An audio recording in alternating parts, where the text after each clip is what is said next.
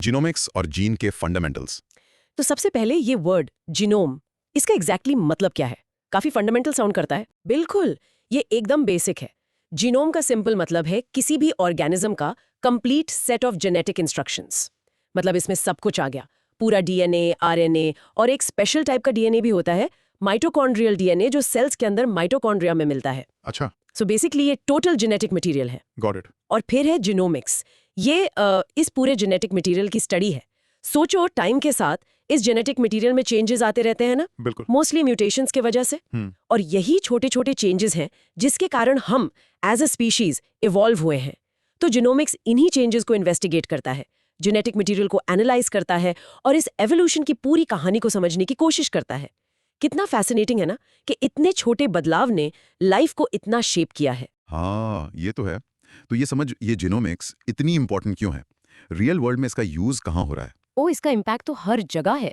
Health care में देखो, आजकल कितनी कटिंग एज टेक्निक्स हैं, जैसे gene therapy. Gene therapy, right? यहाँ साइंटिस्ट जीन्स को मॉडिफाई करके पोटेंशियली जेनेटिक डिसऑर्डर्स को ठीक कर सकते हैं। और इमेजिन करो, स्टेम सेल्स और जेनेटिक्स को मिलाकर शायद फ्यूचर में ऑर्गन रीजनरेशन भी पॉसिबल हो जाए। Organ regeneration, wow! हाँ, कैन वी इवन इमेजिन कि एक दिन नया ऑर्गन ग्रो करना रूटीन होगा? ये तो साइंस फिक्शन जैसा लग रहा है जो सच हो रहा है। अच्छा, एग्रीकल्चर में क्या सीन है? सोर्सेज में जीएम क्रॉप्स का जिक्र था। हाँ, जेनेटिकली मॉडिफाइड क्रॉप्स। देखो, जीनोमिक्स हमें ऐसे क्रॉप्स डेवलप करने में हेल्प करता है जो बेटर यील्ड दे सकते हैं, या फिर जो टफ एनवायरमेंटल कंडीशंस है ना, जैसे ड्रॉट या पेस्ट्स, उनको बेटर फेस कर पाते हैं। Make sense. स्पेशली आजकल क्लाइमेट चेंज के टाइम में हमें ऐसे क्रॉप्स की सख्त जरूरत है जो क्लाइमेट एक्सट्रीमिटीज को झेल सकें। तो जीनोमिक्स यहाँ एक बहुत क्रूशल रोल प्ले कर रहा है। और कंजर्वेशन, मुझे याद है सोर्सेज में 6 मास एक्सटिंक्शन की बात थी। वहां जीनोमिक्स कैसे हेल्प करता है? एग्जैक्टली, हम इस वक्त 6th मैस एक्सटिंक्शन इवेंट के बीच में है। पहले क्या होता था, हम एनिमल्स को प्रोटेक्ट करने के लिए नेशनल पार्क्स बनाते थे। राइट। लेकिन अब जीनोमिक्स हमें एक और पावरफुल टूल देता है, डीएनए कंजर्वेशन। हम एंडेंजर्ड स्पीशीज का डीएनए प्रिजर्व कर सकते हैं। अच्छा। तो अगर कोई स्पीशीज अनफॉर्चुनेटली एक्सटिंक्ट हो भी जाती है, तो थ्योरेटिकली फ्यूचर में उस डीएनए को यूज करके स्पीशीज को पोटेंशियली रिक्रिएट किया जा सकता है। जुरासिक पार्क मूवी याद है? हाँ, बिल्कुल। ऑफ कोर्स वो तो फिक्शन था कि एक मस्कीटो से डायनासोर डीएनए निकाल लिया, लेकिन जो कोर आइडिया था ना डीएनए से रिक्रिएशन का, वो अब इतना दूर नहीं लगता। साइंटिस्ट एक्चुअली रिसर्च कर रहे हैं एक्सटिंक्ट स्पीशीज को वापस लाने के तरीकों पर। इंटरेस्टिंग। और सोचो, फ्यूचर में एक्सट्रीम क्लाइमेट चेंज या कोई न्यूक्लियर डिजास्टर हो जिससे बहुत सारी स्पीशीज खत्म हो जाए, तो ये डीएनए कंजर्वेशन एक तरह का क्रिटिकल सेफ्टी नेट बन जाता है। ये तो काफी फोरसाइट वाली बात है। अच्छा, एवोल्यूशनरी स्टडीज में इसका क्या रोल है? जीनोमिक्स एक तरह से हमारे पास्ट को समझने के लिए टाइम मशीन जैसा है।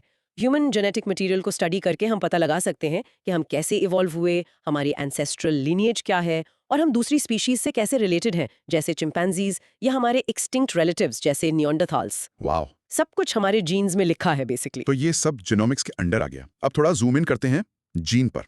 सोर्स में कहा गया था कि ये स्मॉलेस्ट फंक्शनल यूनिट है। सही कहा, ये एक बहुत ही फंडामेंटल कॉन्सेप्ट है।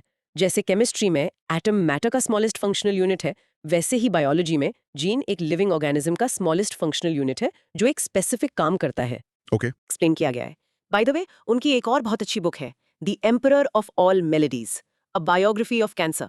ये सिर्फ मेडिकल हिस्ट्री नहीं है, बल्कि लाइफस्टाइल फैक्टर्स और रैंडमनेस का रोल भी डिस्कस करती है कैंसर में। अच्छा, रिकमेंडेशंस नोट कर ली। हाँ, मुखर्जी आर्ग्यू करते हैं कि 20th सेंचुरी के 3 मेजर ट्रांसफॉर्मेटिव आइडियाज थे: एटम, बिट, कंप्यूटर्स का फंडामेंटल यूनिट, और जीन। एटम, बिट और जीन, एग्जैक्टली। ये तीन कॉन्सेप्ट्स ने साइंस और हमारी डेली लाइफ्स को बहुत गहरे लेवल पर बदल दिया है। मतलब सोचने वाली बात है कैसे ये एब्स्ट्रैक्ट आइडियाज इतने कॉन्क्रीट इम्पैक्ट्स लाते हैं। बिल्कुल। और सोर्स में एक फैक्ट्री एनालॉजी भी थी कि जीन डीएनए का फंक्शनल यूनिट है, जैसे एक छोटी फैक्ट्री। हाँ, वो एक अच्छी एनालॉजी है। अगर आप पूरे डीएनए को एक बड़ा सा इंडस्ट्रियल एरिया इमेजिन करें, तो जीन्स उस एरिया में छोटी छोटी स्पेशलाइज्ड फैक्ट्रीज जैसे हैं। हर फैक्ट्री का काम है एक स्पेसिफिक प्रोडक्ट बनाना, इस केस में प्रोटीन्स, जो बॉडी के बिल्डिंग ब्लॉक्स भी हैं और वर्कर्स भी। और ह्यूमन जीनोम प्रोजेक्ट ने ये बताया था कि एक सिंगल ह्यूमन डीएनए स्ट्रैंड पर लगभग 20,000 से 25,000 प्रोटीन कोडिंग जीन्स होते हैं। That's a lot. हाँ, काफी सारी फैक्ट्रीज एक साथ काम कर रही हैं। जेनेटिक शब्दावली, टर्मिनोलॉजी। ओके, अब कुछ इंपॉर्टेंट टर्म्स समझते हैं जो जीनोमिक्स में काफी यूज होते हैं। पहला है जीनोटाइप। ये क्या है? राइट। जीनोटाइप बेसिकली किसी इंडिविजुअल का स्पेसिफिक जेनेटिक मेकअप है, किसी पर्टिकुलर ट्रेट के लिए, मतलब किसी स्पेसिफिक कैरेक्टरिस्टिक के लिए, जैसे ब्लड टाइप या आई कलर। उस इंडिविजुअल ने अपने पेरेंट्स से कौन से स्पेसिफिक जीन वर्जन्स इनहेरिट किए हैं, ये अंडरलाइंग जेनेटिक कोड है। Okay, the code. हाँ। और फिर आता है फिनोटाइप। अगर जीनोटाइप कोड है, तो फिनोटाइप वो है जो हमें दिखता है, result. Exactly correct. Phenotype genotype का ऑब्जर्वेबल फिजिकल एक्सप्रेशन है, वो कैरेक्टरिस्टिक्स जो हम एक्चुअली देख सकते हैं या मेजर कर सकते हैं, जैसे किसी की ब्लू आइज या ब्लैक आइज, उनकी हाइट, नोज का शेप। या एक प्लांट में अगर R gene genotype red colour के लिए है, तो फ्लावर का एक्चुअल रेड कलर उसका फिनोटाइप है। Make sense. बस अपने आसपास देखो, ह्यूमंस में कितनी वैरायटी अपीयरेंस में, वो सब डिफरेंट फिनोटाइप्स हैं जो डिफरेंट जीनोटाइप्स से आते हैं। कभी नोटिस किया है ऐसे रोड पर चलते हुए कितने अलग अलग फिनोटाइप्स दिखते हैं? हाँ बिल्कुल, अब क्लियर हो रहा है। नेक्स्ट टर्म है एलील्स। सोर्स कहता है ये जीन के वेरिएंट्स हैं, लाइक डिफरेंट वर्जन्स। बिल्कुल, एलील्स एक ही जीन के डिफरेंट पॉसिबल वर्जन्स या फॉर्म्स होते हैं। इसकी एक अच्छी एनालॉजी स्मार्टफोन्स की हो सकती है। अच्छा, कैसे? मान लो एक नया फोन लॉन्च हुआ, आईफोन 17। उसके अलग अलग मॉडल्स हो सकते हैं, base model, pro, pro max. हैं तो सब आईफोन 17 ही, कोर फंक्शन सेम है, पर कुछ फीचर्स या स्पेक्स अलग हैं। Right right. वैसे ही हम सब में हाइट के लिए जीन है, पर हमारे पास उस जीन के डिफरेंट एलील्स हो सकते हैं, इसलिए सबकी हाइट डिफरेंट होती है। यही एलील्स पॉपुलेशन में इतनी वैरायटी लाते हैं, स्किन कलर, हेयर टेक्सचर, कुछ डिजीजेस की susceptibility etcetera. General blueprint gene same है, पर ये एलील्स स्पेसिफिक डिटेल्स को बदल देते हैं। हम्म। उसेन बोल्ट का एग्जाम्पल लें, हम सब में एरोबिक रेस्पिरेशन के लिए जीन है, पर उनके पास शायद उस जीन का एक अल्ट्रा प्रो मैक्स वर्जन वाला एलील है, इसलिए उनकी लर्निंग कैपेसिटी एक्स्ट्रॉर्डिनरी है।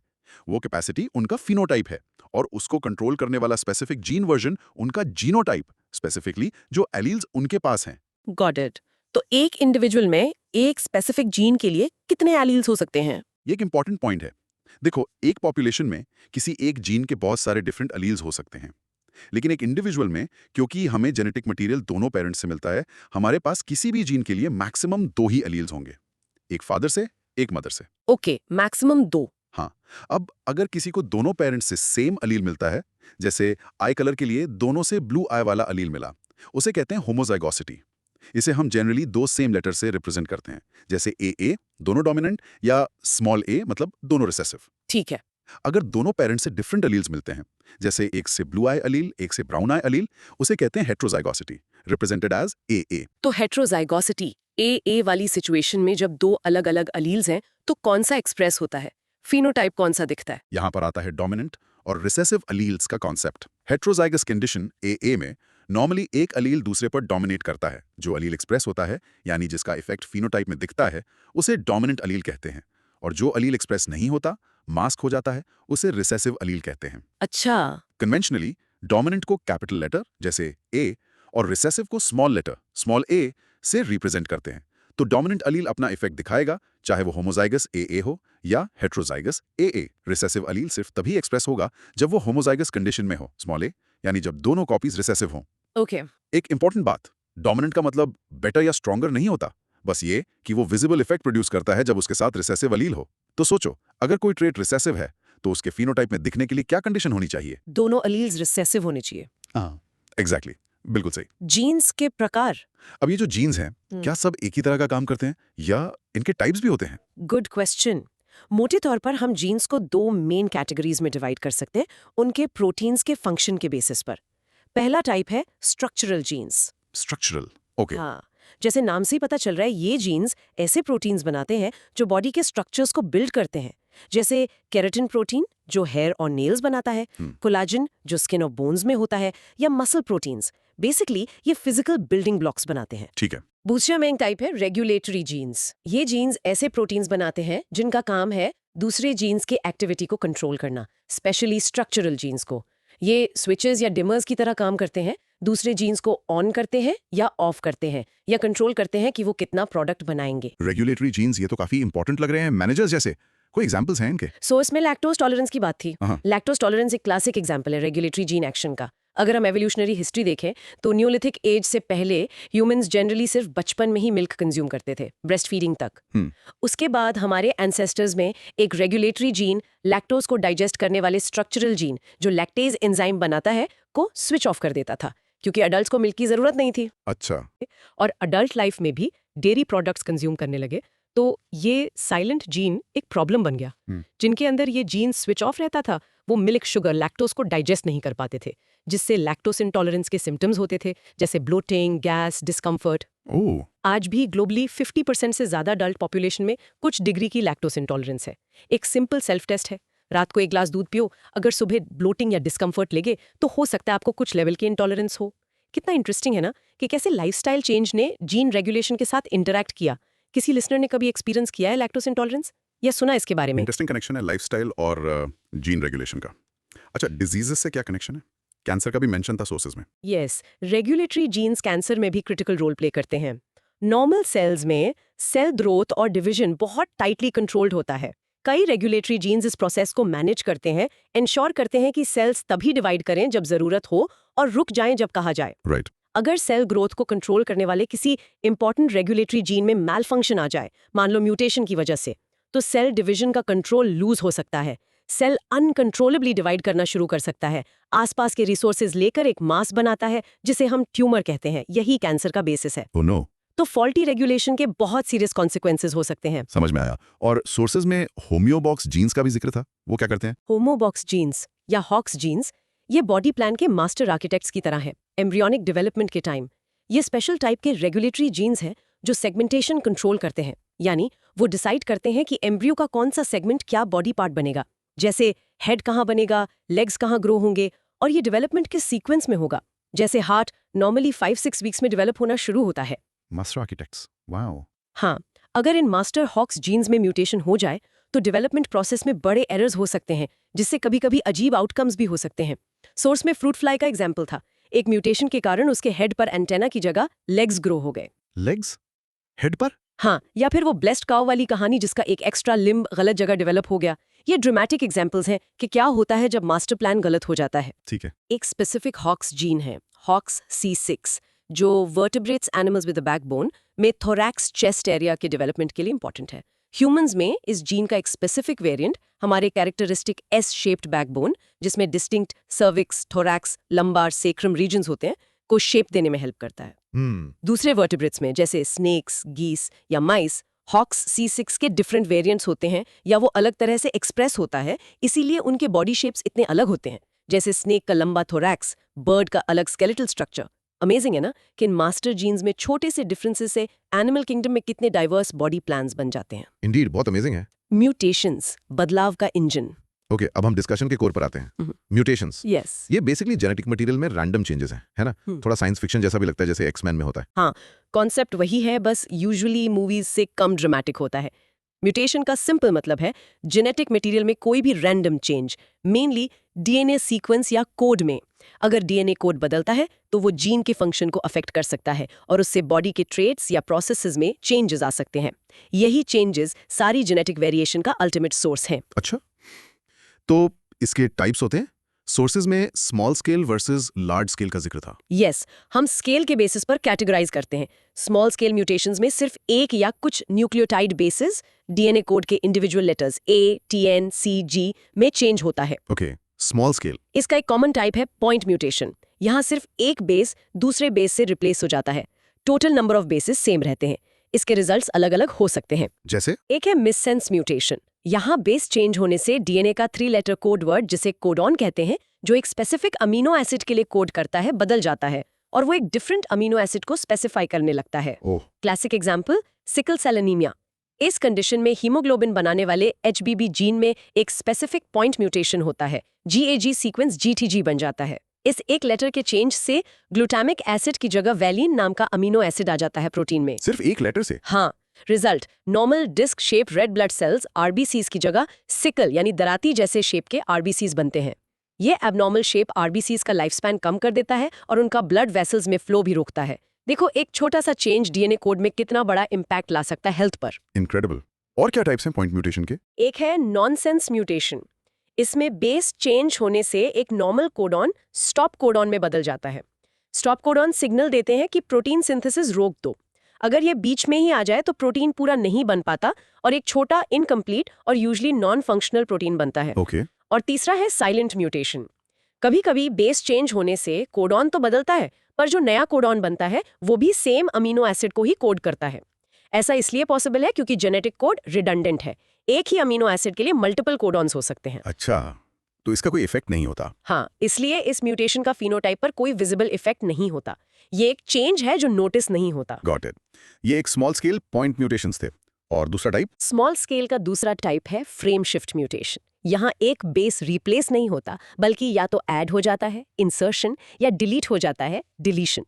इससे टोटल बेसिस चेंज हो जाते हैं और डीएनए को रीड करने का जो 3 लेटर फ्रेम है, कोडॉन्स का सीक्वेंस, वो म्यूटेशन पॉइंट के आगे पूरा शिफ्ट हो जाता है। फ्रेम शिफ्ट मतलब? ऐसे समझो जैसे कोई सेंटेंस पढ़ रहे हो और उसमें से एक लेटर निकाल दो या ऐड कर दो, आगे के सारे वर्ड्स गड़बड़ हो जाएंगे ना। हाँ बिल्कुल। वैसे ही फ्रेम शिफ्ट म्यूटेशन से म्यूटेशन पॉइंट के बाद के सारे अमीनो एसिड्स पोटेंशियली बदल जाते हैं, जिससे एक बहुत ही अलग प्रोटीन बनता है। ओके, ये स्मॉल स्केल म्यूटेशंस हो गए। अब लार्ज स्केल। फिर आती हैं लार्ज स्केल म्यूटेशंस। इनमें डीएनए का एक बड़ा सेगमेंट इन्वॉल्व होता है, मल्टीपल बेसिस या इवन पूरे जीन्स।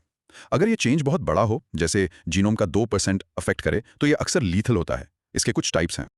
डिलीशन, डीएनए का एक पूरा सेगमेंट ही रिमूव हो जाता है। डुप्लीकेशन, एक सेगमेंट कॉपी हो जाता है और ओरिजिनल के साथ अटैच हो जाता है, तो एक्स्ट्रा जेनेटिक मटेरियल हो गया। इन्वर्जन, एक सेगमेंट ब्रेक होता है, फ्लिप करके उल्टा हो जाता है, इन्वर्ट, और फिर वापस अटैच हो जाता है। ट्रांसलोकेशन, एक सेगमेंट ब्रेक होकर क्रोमोसोम में किसी और लोकेशन पर या इवन किसी दूसरे क्रोमोसोम पर अटैच हो जाता है। ओके। इसका एक बहुत फैसिनेटिंग एग्जाम्पल है जंपिंग जीन्स या ट्रांसपोजॉन्स। ये डीएनए सेगमेंट्स होते हैं जो जीनोम में अपनी पोजीशन बदल सकते हैं, लिटरली जंप कर सकते हैं एक जगह से दूसरी जगह। Jumping genes. सीरियसली। ये एक तरह से नेचर का इनबिल्ट मैकेनिज्म है एवोल्यूशन को ड्राइव करने के लिए। ये random jumps constantly new mutations create करते रहते हैं। कभी कभी ये जंप बिल्कुल सही जगह हो सकता है, जिससे कोई एडवांटेजेस ट्रेट डेवलप हो जाए। जैसे सोर्सेज में हाइपोथेटिकल एग्जांपल था टाइगर के स्ट्राइप्स का एवोल्यूशन। अगर जंपिंग जीन ने कैमोफ्लेज पैटर्न को एनहांस किया, बेटर हंटिंग, मोर रिप्रोडक्टिव सक्सेस। वाओ। लेकिन यही रैंडम जंप्स हार्मफुल भी हो सकते हैं, जैसे अगर वो किसी इंपॉर्टेंट जीन को डिसरप्ट कर दें और कैंसर जैसी डिजीज कॉज करें। ये जंपिंग जीन्स कितने अनप्रिडिक्टेबल लगते हैं ना, कभी फायदेमंद, कभी नुकसानदेह, प्योर चांस। ये रैंडमनेस काफी सरप्राइजिंग है। तो ये म्यूटेशंस होते क्यों हैं? इनका कॉज क्या है? सोर्सेज में म्यूटेजेंस की बात थी। सही। म्यूटेजेंस वो एजेंट्स हैं एनवायरनमेंट में जो म्यूटेशंस कॉज कर सकते हैं डीएनए को डैमेज करके। इन्हें हम 3 मेन कैटेगरीज में डिवाइड कर सकते हैं। 3 कैटेगरीज कौन सी? पहला, physical mutagens, primarily high energy radiation, जैसे X rays, UV rays, sunlight से, गैमा रेज। इनमें इतनी एनर्जी होती है कि ये डीएनए मॉलिक्यूल से इलेक्ट्रॉन्स को निकाल सकते हैं, आयनाइजिंग इफेक्ट, जिससे डीएनए स्ट्रक्चर ब्रेक हो सकता है या उसकी केमिकल नेचर बदल सकती है। Okay, radiation. दूसरा, केमिकल म्यूटेजेंस, अलग अलग केमिकल्स जो डीएनए के साथ इंटरैक्ट करके उसका सीक्वेंस बदल सकते हैं। एग्जाम्पल्स हैं इंटरकैलेटिंग एजेंट्स, जैसे एक्रिडिन ऑरेंज जो लैब्स में यूज होता है, जो डीएनए के डबल हीलिक्स के बेसिस के बीच में स्लिप हो जाते हैं, जिससे रेप्लिकेशन में एरर्स आते हैं। या फिर बेस एनालॉग्स, ये केमिकल्स स्ट्रक्चरली न्यूक्लियोटाइड बेसिस जैसे दिखते हैं। जब डीएनए कॉपी हो रहा होता है तो एंजाइम डीएनए पॉलीमरेज कंफ्यूज होकर एक्चुअल बेस की जगह इन एनालॉग्स को यूज कर सकता है, जिससे म्यूटेशन होता है। माइक्रोप्लास्टिक्स जो हमारी फूड चेन में आ रहे हैं, उनका पोटेंशियल म्यूटेजेनिक इफेक्ट भी एक कंसर्न है। माइक्रोप्लास्टिक्स भी? और तीसरा है बायोलॉजिकल म्यूटेजेंस। कुछ लिविंग ऑर्गेनिजम्स भी म्यूटेशंस कॉज कर सकते हैं, जैसे वायरसेस। वायरसेस टेक्निकली लिविंग नहीं होते, उन्हें मल्टीप्लाई करने के लिए होस्ट सेल चाहिए। कई वायरसेस अपना जेनेटिक मटेरियल, अक्सर आरएनए, होस्ट सेल में इंजेक्ट करते हैं। फिर एक प्रोसेस होता है रिवर्स ट्रांसक्रिप्शन, जिससे वायरल आरएनए से वायरल डीएनए बनता है। ये वायरल डीएनए होस्ट के अपने डीएनए में इंटीग्रेट हो जाता है। होस्ट के डीएनए में? हाँ, जब होस्ट सेल डिवाइड करता है तो ये वायरल डीएनए भी कॉपी होता है और होस्ट की मशीनरी को हाईजैक करके और वायरस पार्टिकल्स बनाता है। इस इंटीग्रेशन प्रोसेस में होस्ट डीएनए डिसरप्ट हो सकता है। कुछ बैक्टीरिया भी, जैसे हेलिकोबैक्टर पाइलोरी जो स्टमक अल्सर से एसोसिएटेड है, ऐसे प्रोटीन्स रिलीज कर सकते हैं जो होस्ट सेल के डीएनए को डैमेज या ऑल्टर, म्यूटेट कर सकते हैं। अच्छा। इंटरेस्टिंगली, एक फन फैक्ट, हमारे अपने डीएनए का एक सिग्निफिकेंट हिस्सा एक्चुअली एंशिएंट वायरल इन्फेक्शन से आए हुए वायरल डीएनए फ्रैगमेंट से बना है। ये फॉसिल वायरसेस हमारी एवोल्यूशन का हिस्सा बन गए हैं और कुछ केसेस में इम्यूनिटी डेवलप करने में रोल भी प्ले करते हैं। मतलब सोचो, हमारे एनवायरनमेंट में कितने फैक्टर्स हैं, पास्ट और प्रेजेंट, जो हमारे डीएनए को इन्फ्लुएंस कर सकते हैं। ये तो काफी कॉम्प्लेक्स है। एंथ्रोपोलॉजी में म्यूटेशंस का महत्व। तो ये सारी टेक्निकल डिटेल्स म्यूटेशंस के बारे में, एंथ्रोपोलॉजी के पर्सपेक्टिव से ये सब जानना क्यों इंपॉर्टेंट है? म्यूटेशंस हमें ह्यूमंस और उनकी कहानी को समझने में कैसे हेल्प करते हैं? Excellent question. म्यूटेशंस एंथ्रोपोलॉजी के लिए बिल्कुल सेंट्रल है, कई रीजन से। जैसे कि पहला, एवोल्यूशनरी स्टडीज। म्यूटेशंस ही तो वो रॉ मटेरियल है जिस पर नेचुरल सिलेक्शन काम करता है। वो नई जेनेटिक वेरिएशन का अल्टीमेट सोर्स है। सोर्स में वो हाइपोथेटिकल एग्जाम्पल था ना कि शायद किसी एंशिएंट एप पॉपुलेशन में एक रैंडम म्यूटेशन ने बाइपेडलिज्म, 2 पैरों पर चलना को फैसिलिटेट किया हो। हाँ, बाइपेडलिज्म। अगर इस ट्रेट के एडवांटेजेस रहे होंगे, जैसे हाथ फ्री होना टूल्स के लिए, ये दूर तक देख पाना, तो नेचर ने उसे फेवर किया होगा और जनरेशंस के बाद ये ट्रेट कॉमन हो गया, जिससे ह्यूमन एवोल्यूशन हुआ। म्यूटेशन पैटर्न्स को स्टडी करके डीएनए में स्पेशली स्टेबल रीजन्स जैसे माइटोकॉन्ड्रियल डीएनए जो सिर्फ मदर से आता है, एंथ्रोपोलॉजिस्ट्स एंसेस्ट्रल रिलेशनशिप्स ट्रेस कर सकते हैं, माइग्रेशन पैटर्न्स रिकंस्ट्रक्ट कर सकते हैं और थ्योरीज टेस्ट कर सकते हैं, जैसे 7 डॉटर्स ऑफ ईव वाली। अच्छा, एवोल्यूशन को ट्रेस करने में। दूसरा, medicine and health care. Mutations को समझना हमें कई जेनेटिक डिजीजेस का रूट कॉज समझने में हेल्प करता है। जैसे हमने सिकल सेल एनीमिया का एग्जाम्पल देखा, एक स्पेसिफिक पॉइंट म्यूटेशन रिस्पॉन्सिबल है। इस नॉलेज से disease risk prediction, genetic counselling और पोटेंशियली टारगेटेड ट्रीटमेंट्स डेवलप करने में मदद मिलती है। एंथ्रोपोलॉजिस्ट जो अलग अलग पॉपुलेशंस में डिजीज पैटर्न स्टडी करते हैं, वो उन्हें स्पेसिफिक जेनेटिक वेरिएशंस और एनवायरमेंटल फैक्टर से लिंक कर सकते हैं। डिजीज को समझने और तीसरा, अंडरस्टैंडिंग ह्यूमन वैरायटी। हम ह्यूमंस में इतनी डाइवर्सिटी क्यों है? इसका जवाब भी म्यूटेशंस में है। म्यूटेशंस ने ही टाइम के साथ डिफरेंट एलील्स क्रिएट किए हैं।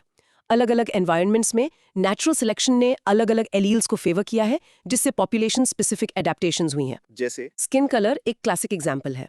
जो पॉपुलेशंस हाई यूवी रेडिएशन वाले एरियाज में रहती हैं, उनमें मेलानिन प्रोडक्शन, जो स्किन को यूवी डैमेज से बचाता है, को कंट्रोल करने वाले अलील्स फेवर हुए।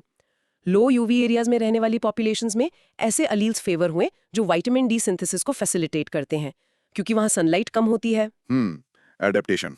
तो ह्यूमन फिजिकल वेरिएशन एडेप्टेशन का रिजल्ट है, जिसे म्यूटेशंस ड्राइव करते हैं। तो बेसिकली ये छोटे रैंडम चेंजेस ही इंडिविजुअल ट्रेट्स, डिजीजेस और पूरी ह्यूमन एवोल्यूशन और डाइवर्सिटी की कहानी को शेप कर रहे हैं। एग्जैक्टली। Recap section. फ्यू, ये तो काफी डिटेल डिस्कशन हो गई जीन्स और चेंजेस पर। चलो एक बार जल्दी से रिकैप करते हैं इंपॉर्टेंट पॉइंट्स को, जरा याद करने की कोशिश करें। हाँ, जरूरी है। पहले हमने बात की जीनोम एंड जीनोमिक्स। क्या था इसका मेन आइडिया? वो कंप्लीट ब्लूप्रिंट और उसकी स्टडी। सिंपल वर्ड्स में डिफरेंस बता सकते हैं? जीनोम पूरा सेट, जीनोमिक्स उसकी स्टडी। राइट। फिर हमने जीन की बात की। याद है वो 3 बड़े 20th सेंचुरी आइडियाज जो सिद्धार्थ मुखर्जी ने हाईलाइट किए थे? एटम, बिट और जीन, हाँ, लाइफ का फंडामेंटल यूनिट। परफेक्ट। फिर कुछ की terms I, genotype, phenotype and alleles. इनका डिफरेंस याद है? जीनोटाइप कोड, फिनोटाइप और एलील्स क्या थे? वो डोमिनेंट रिसेसिव रूल क्या था? Genotype code, phenotype expression, alleles versions. Dominant express होता है, रिसेसिव छुप जाता है हेट्रोजाइगस में। ब्रिलियंट। फिर हमने टाइप्स ऑफ जीन्स डिस्कस किए, structural versus regulatory. Regulatory genes का मेन काम क्या था? वो लैक्टोज इंटॉलरेंस वाला एग्जांपल याद है? हाँ, रेगुलेटरी कंट्रोल करते हैं दूसरे जीन्स को। लैक्टोज इंटॉलरेंस वाला एग्जाम्पल था रेगुलेटरी जीन के स्विच ऑफ होने का। Good recall. फिर आया main topic, mutations. Small scale जैसे पॉइंट और फ्रेम शिफ्ट, और लार्ज स्केल जैसे डिलीशन, डुप्लीकेशन में क्या फर्क था? और म्यूटेजेंस के 3 मेन टाइप्स क्या थे जो ये चेंजेस कॉज करते हैं? फिजिकल, केमिकल और स्मॉल स्केल में कम बेसिस, लार्ज में ज्यादा। म्यूटेजेंस थे फिजिकल, रेडिएशन, केमिकल, केमिकल्स और बायोलॉजिकल, वायरसेस, बैक्टीरिया। एक्सीलेंट। और फाइनली, ये सब एंथ्रोपोलॉजी के लिए क्यों इंपॉर्टेंट है? कोई एक मेन रीजन बता सकते हैं? इवोल्यूशन, डिजीज या वैरायटी से रिलेटेड? इवोल्यूशन का रॉ मटेरियल, डिजीजेस को समझना, ह्यूमन वैरायटी का सोर्स। फैंटास्टिक। इमेजिन करो किसी दोस्त को समझा रहे हो तो कैसे कोर कॉन्सेप्ट्स बताओगे? ऐसे याद करके बोलने से मेमोरी और स्ट्रांग होती है। बिल्कुल से रिवीजन इज की। आउटरो। और पता है सबसे फैसिनेटिंग चीज क्या है सब में? ये देखना कि कैसे डीएनए लेवल पर होने वाले ये छोटे छोटे, अक्सर बिल्कुल रैंडम चेंजेस बाहर की तरफ कैस्केड करते हैं और हर चीज को शेप करते हैं, इंडिविजुअल ट्रेट्स से लेकर डिजीजेस की ससेप्टेबिलिटी तक, और यहाँ तक कि पूरी स्पीशीज के एवोल्यूशन तक। इससे एक बहुत गहरा सवाल उठता है, अगर म्यूटेशंस जो चेंज का इंजन है वो लार्जली रैंडम है, तो हमारा कितना हिस्सा प्रीडिटरमिन्ड है हमारे जीन से और कितना सिर्फ चांस का खेल है? What do you think? ये तो वाकई एक बहुत थॉट प्रोवोकिंग सवाल है सोचने के लिए। ये थी हमारी आज की गहरी चर्चा जीनोमिक्स और म्यूटेशंस पर। होपफुली इससे हमारे लिसनर्स को इन कॉम्प्लेक्स लेकिन फंडामेंटल आइडियाज की एक क्लियर और यूजफुल अंडरस्टैंडिंग मिली होगी। अगली बार तक कीप एक्सप्लोरिंग।